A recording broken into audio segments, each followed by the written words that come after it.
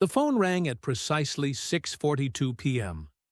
The same time every night, I expected nothing more than the soft hum of silence filling the air of my small, quiet home in White Oak, Texas. But that evening, the ring broke through my routine like a bolt of lightning, sharp and unexpected.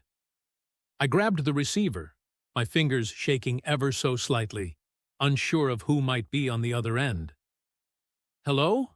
I asked, my voice gruff from years of solitude. "Mr. Mark? This is Jennifer from the Dallas Social Services. I'm calling about your grandson, Kyle Reed. Before we continue, please subscribe to the channel and let us know where you are listening in the comments." The words hit me like a punch to the stomach. Kyle. My grandson. The boy I hadn't seen in years. The one I had been kept away from due to my bitter, broken relationship with his mother. My daughter, Kimberly. I hadn't heard a thing about her or Kyle in months.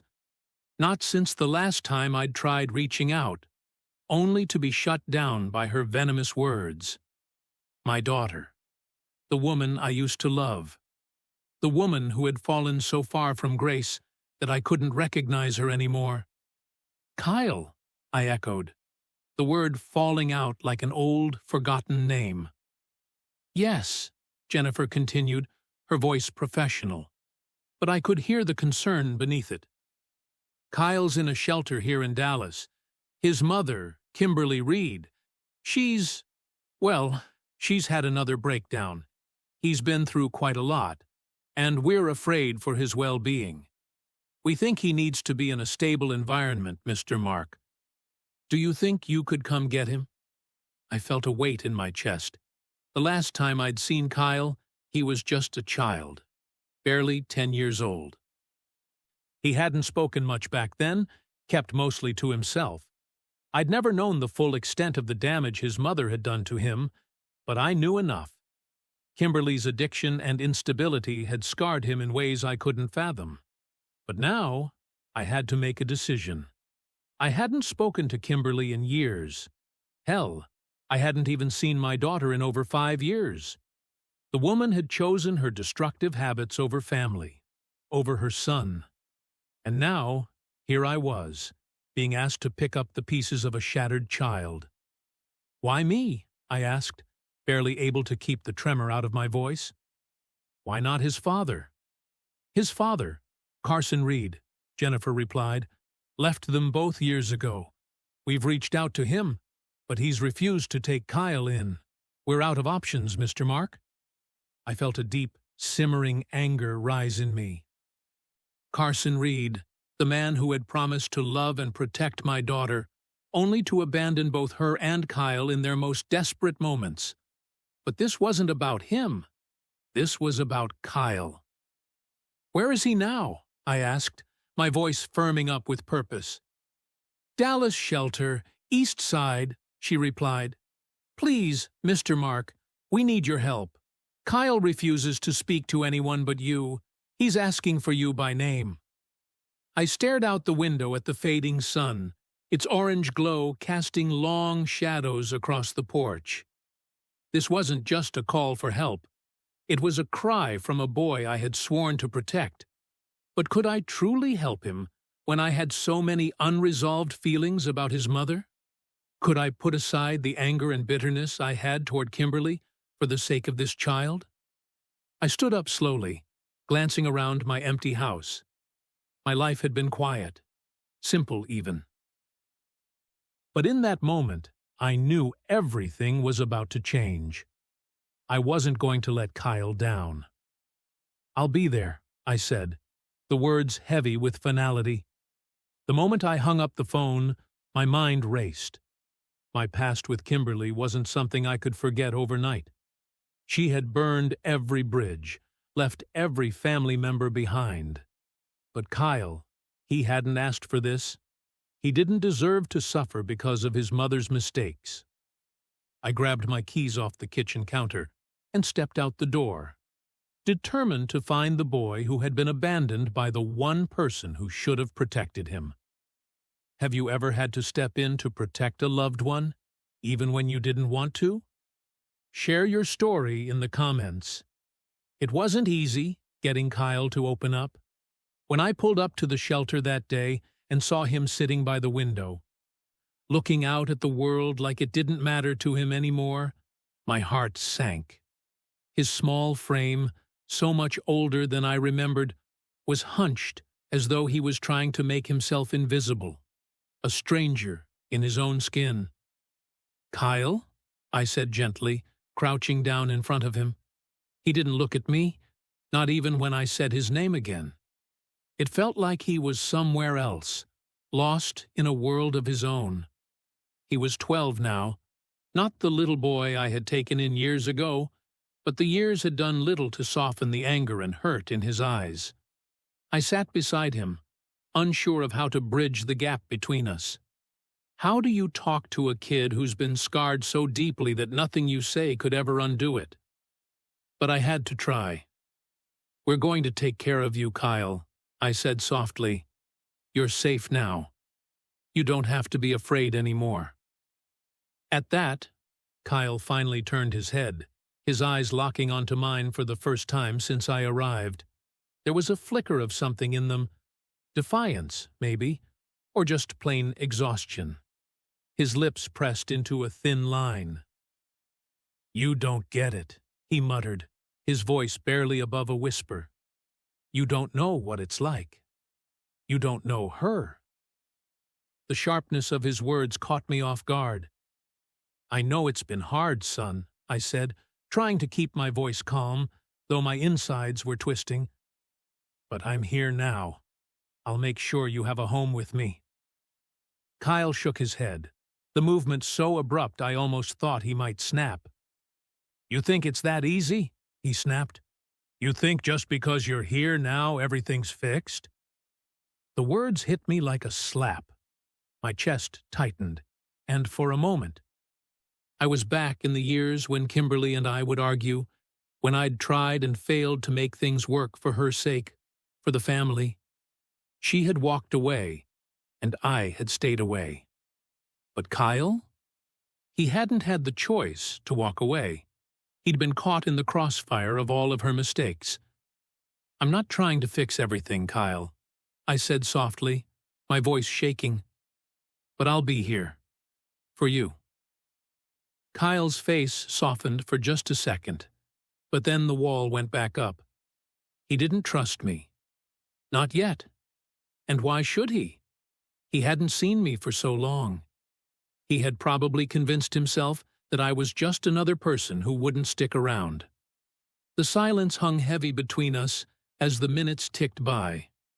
I didn't know what to say to make it better, to make him feel safe in a world that had hurt him for far too long. I tried to reach out, but my words felt like nothing more than empty promises. Finally, Kyle spoke again, his voice low, raw, and filled with the kind of pain I couldn't have imagined before this moment. "You don't get to fix it.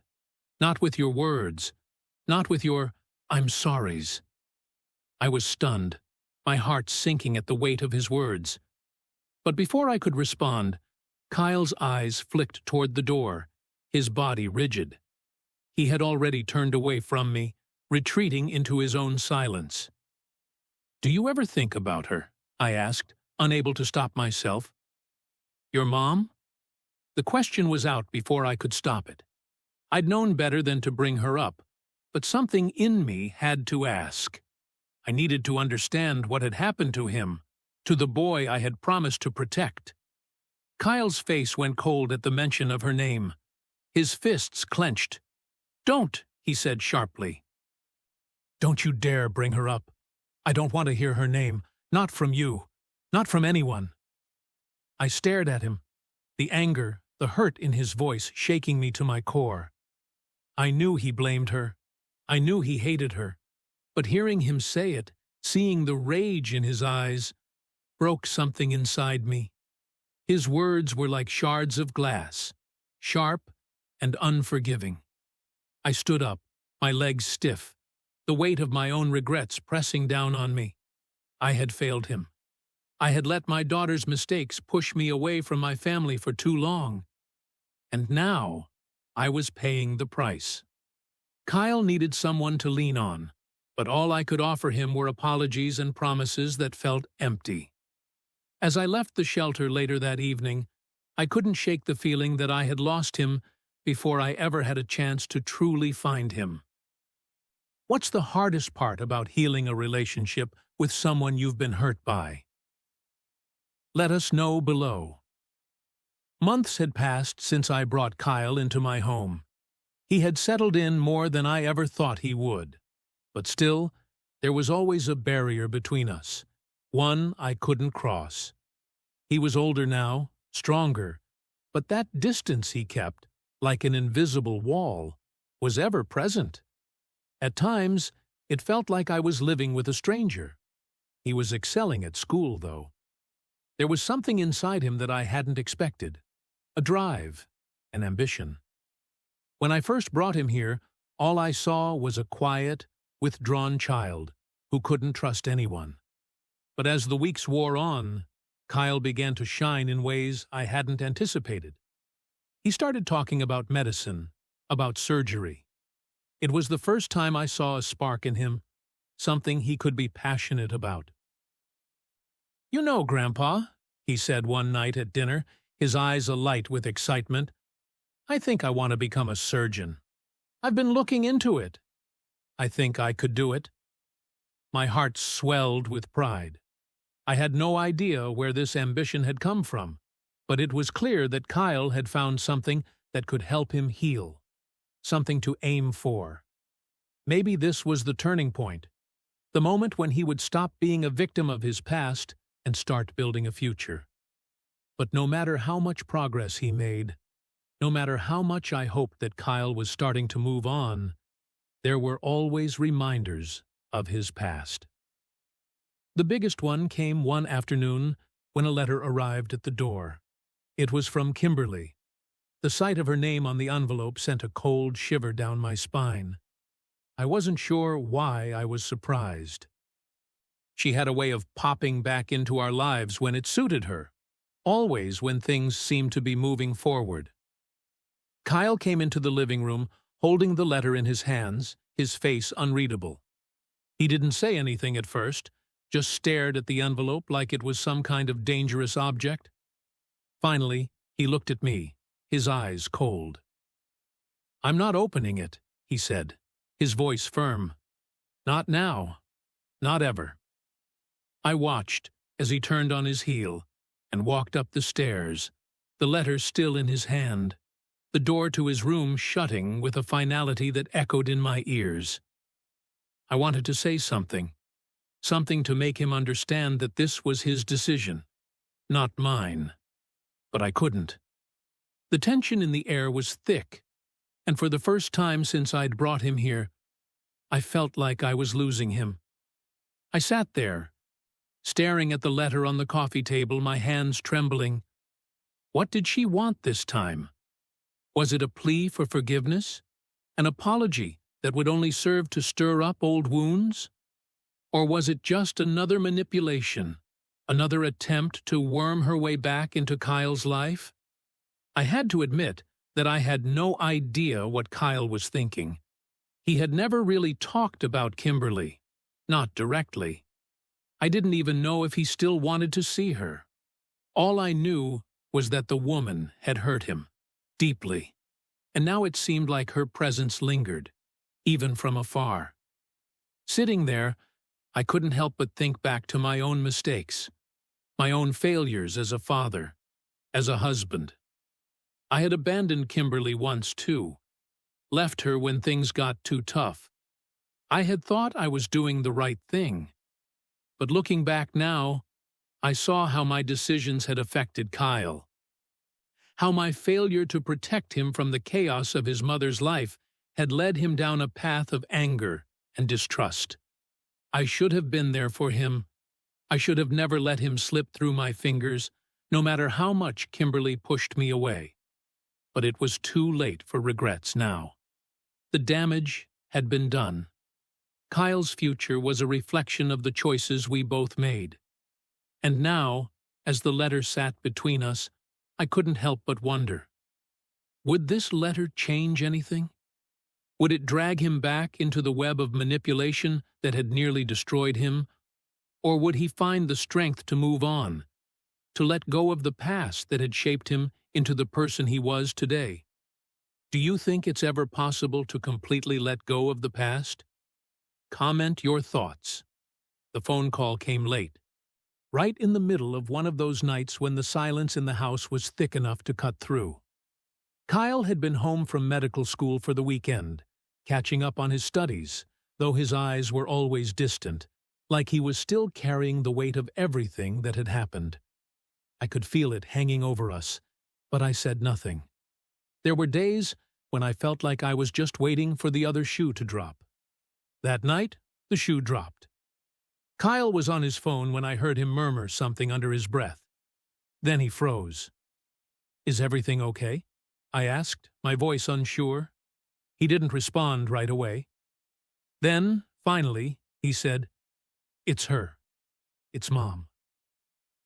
The words hit me like a punch in the gut. I had feared this day would come, the moment when Kimberly's recklessness would affect Kyle again, pulling him back into a world of hurt. I stood up from my chair, a sense of dread creeping in as Kyle continued to listen to whoever was on the other end of the line. "They want me to perform the surgery," Kyle said, his voice tight, almost inaudible. It's a complicated procedure, Grandpa. They said I'm the only one who can do it." The air in the room seemed to freeze. My first instinct was to ask him to hang up, to tell the doctors to find someone else. But I knew better. I knew Kyle. His sense of duty, his need to prove himself, had always been his driving force. He had worked so hard to get here, medical school, internships, late nights studying, and now he was being asked to save the woman who had broken him. "I don't know what to do," he said, his voice cracking slightly as he finally turned to face me. "Part of me wants to say yes, to do it, to show her that I'm not the boy she destroyed. But the other part of me," his voice faltered, "I don't want to be a part of her life again. Not after everything." I could see the pain in his eyes. It was the same pain I had seen in him when he was a child, the pain of abandonment, of betrayal. I had watched Kimberly drag him through hell, and now here he was, standing at the crossroads of his own healing and the chance to close the door on her forever. He didn't want to admit it, but I knew what he was really struggling with. This wasn't just about saving her. It was about proving to himself that he was stronger than the bond she had tried to create. But I could see the hesitation, the fear, that the moment he stepped back into her world, he would be dragged back into the same cycle of pain and manipulation. I looked at him, my heart breaking. I wanted to tell him to walk away, to never look back, but I couldn't make that choice for him. He needed to make it himself, just as I had needed to make so many difficult decisions in my own life. "You don't have to do this, Kyle," I said gently, my voice thick with emotion. "You don't owe her anything. You've worked too hard to let her pull you back into her chaos." Kyle clenched his jaw, his hands trembling as he tried to gather his thoughts. "I know, Grandpa, but what if this is the only chance I get to fix things? What if I can't move on until I've done something, anything, to make it right?" I sighed, knowing this was something Kyle had to work through on his own. He needed closure, whether he realized it or not. But the question was, would he find that closure by helping her or by walking away? The silence between us grew heavy. I could see the conflict in his eyes, the torment he was feeling. I wasn't sure what the right answer was anymore, but I knew one thing for certain. No matter what Kyle decided, he would never be the same after this. What would you do if you were Kyle? Should he save his mother, or should he move on? Share your opinion below. The operating room was cold. The sterile white walls seemed to press in around me, but the tension was what I felt most. My hands shook as I scrubbed in, preparing myself for what was to come. I couldn't look at her, at Kimberly, lying unconscious on the operating table. She was there because of me, because I was the one who had been called in to save her life. But was I really doing this to save her? Or was this some twisted form of redemption for myself? A chance to prove to myself that I wasn't the boy she had abandoned, the one who had been broken by her carelessness. I had spent so much of my life trying to find closure from the damage she had done, and now I was standing on the edge of it. If I could save her, maybe I could save myself. Maybe I could close the door on this chapter of my life. But as I made the first incision, something inside me twisted with unease. My thoughts kept drifting back to the past. How many times had I tried to escape her grip, only for her to pull me back in? How many times had she used me, manipulated me, to fulfill her own selfish needs? I focused on the surgery, pushing aside the thoughts that threatened to consume me. But even then, I could feel the weight of the moment pressing down on me. My body was on autopilot as I worked, but my mind was nowhere near the task at hand. I was wrestling with everything that had led me here, the memories of the pain, the anger, and the quiet hope that I could somehow fix what had been broken. Hours passed, and as the surgery progressed, I could feel my energy draining. My body was beginning to give out. I knew I had to finish this. I had to prove that I was capable, that I could handle the pressure. But the emotional toll was beginning to show. "Dr. Reed, we're encountering some complications," one of the nurses said, breaking through my thoughts. "We need to adjust the pressure here." I nodded, trying to focus, but the fatigue was overwhelming. I wasn't just fighting the physical exhaustion. I was fighting the emotional weight of everything that had brought me here. That's when it happened. "Something's wrong," another voice called from across the room. "Her vitals are unstable, but it's not just that. Dr. Reed, you need to see this." I turned my attention to the monitors, my heart racing as the unexpected twist hit me like a ton of bricks. A team of doctors began reviewing her medical records, their expressions shifting from confusion to concern. It was then that they noticed it. Something wasn't adding up. "Dr. Reed," one of the doctors said, looking at me with wide eyes, "there's a discrepancy in her medical history. These records are incomplete, and some of the information doesn't match what we're seeing here." I felt my stomach drop. I had been so focused on the surgery, on the hope that I could finally put the past behind me, that I hadn't thought to question her condition. But now, as the doctors dug deeper, it became clear. Kimberly had manipulated her medical records. Her condition had been exaggerated, possibly even fabricated. The truth hit me like a cold wave. I staggered backward, my heart pounding in my chest. My mother, this woman who had torn me apart, who had used me for her own selfish purposes, had manipulated not just me, but the entire medical team. "They're not even sure if she's as sick as she claimed," the doctor continued. "There's a possibility she's been playing everyone."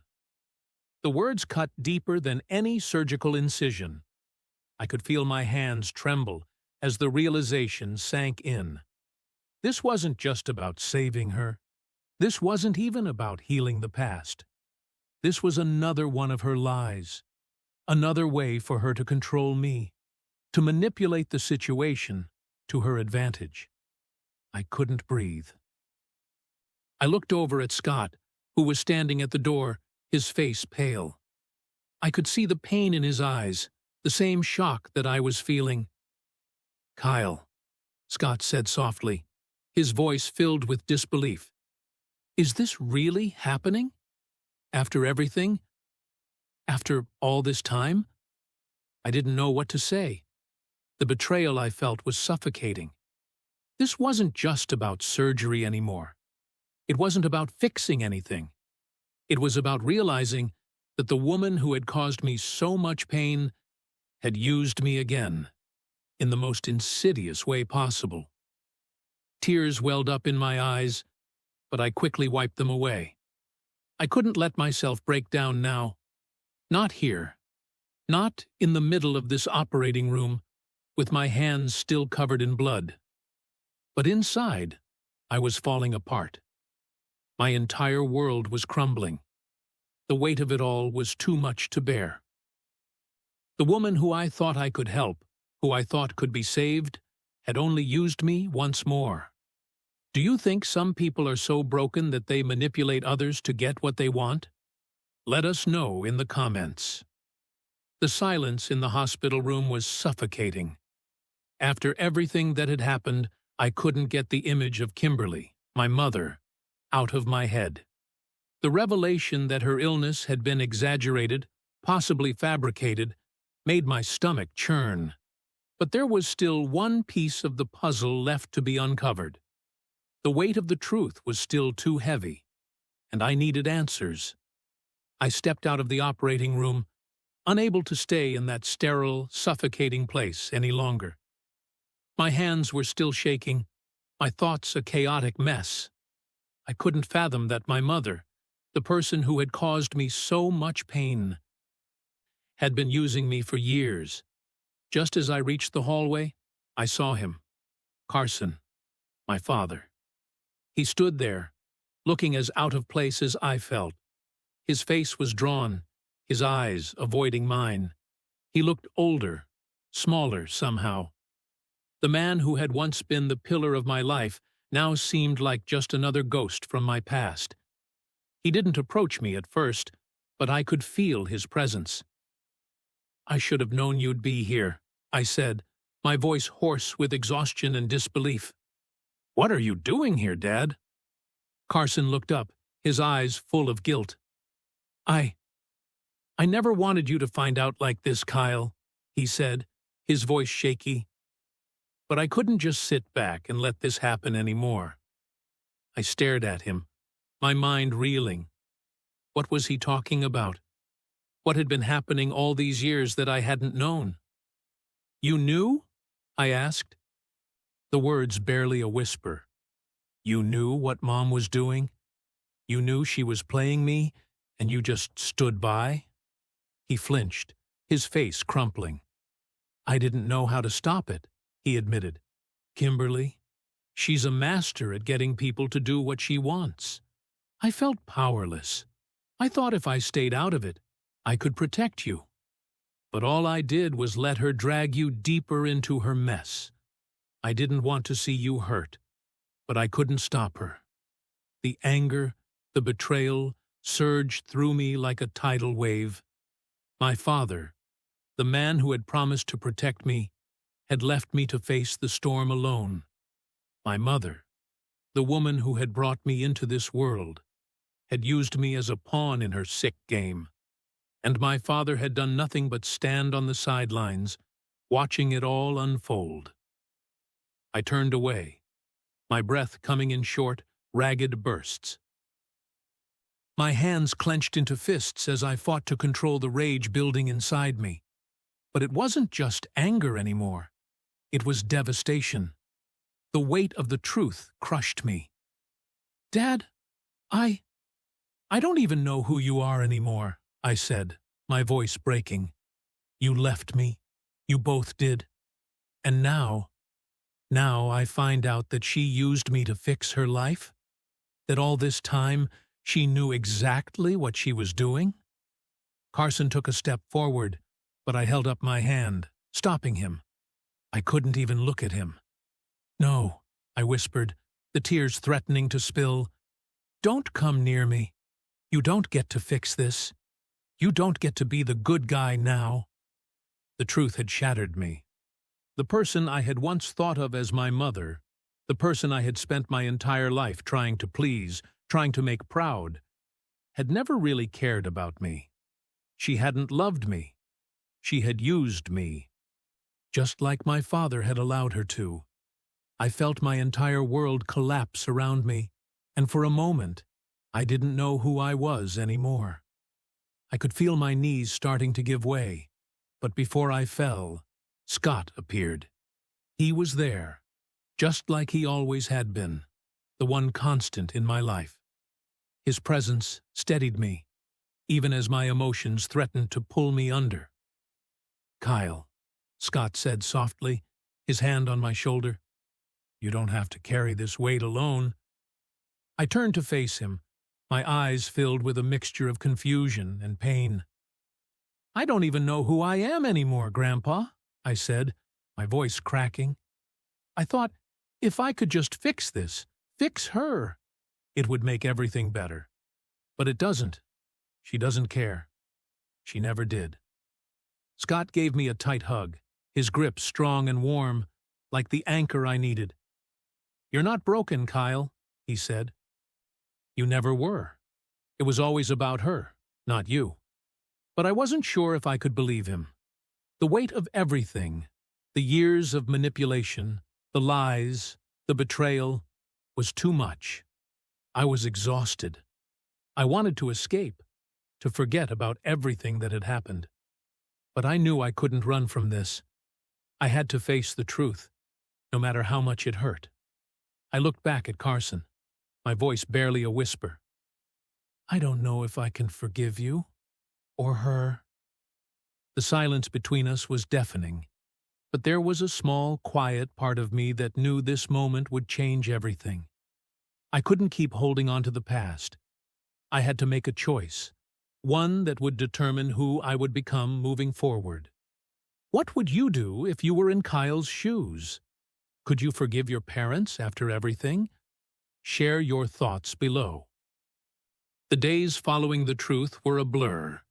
I felt numb, lost in a world I no longer recognized. My mother's manipulation had poisoned every part of my life, and even now, after the revelations, I was struggling to find my footing. My father's apology, though long overdue, hadn't changed the fact that I felt abandoned by him. He had failed me when I needed him the most, just as my mother had. But standing there, in that hospital room, surrounded by the wreckage of my past, something shifted in me. I realized that I couldn't keep living in the shadow of what they had done to me. I had spent so much of my life trying to fix things, trying to heal wounds that weren't mine to heal. My mother, my father, nothing I did would change the choices they had made. I walked out of the hospital that day, leaving the past behind. It wasn't easy. I was a surgeon now, someone who had worked his entire life to get to this point, and it felt like everything I had worked for was tangled up in lies, betrayal, and emotional chaos. But I knew I couldn't stay in that toxic environment any longer. I had to leave. I had to reclaim my life. For so long, I had defined myself by the actions of my parents, by their failures, their mistakes. But today, I was choosing something different. I was choosing freedom. I didn't know exactly what my future held, but I knew that the past had no place in it anymore. As I stood at the hospital's entrance, looking out at the world beyond those doors, I felt a sense of clarity. I was no longer bound by the pain of my childhood. I was no longer shackled to the mistakes of my mother or the apathy of my father. I was free. I didn't go back to the house I'd grown up in. Instead, I reached out to Scott, the man who had always been there for me, the one person who had never let me down.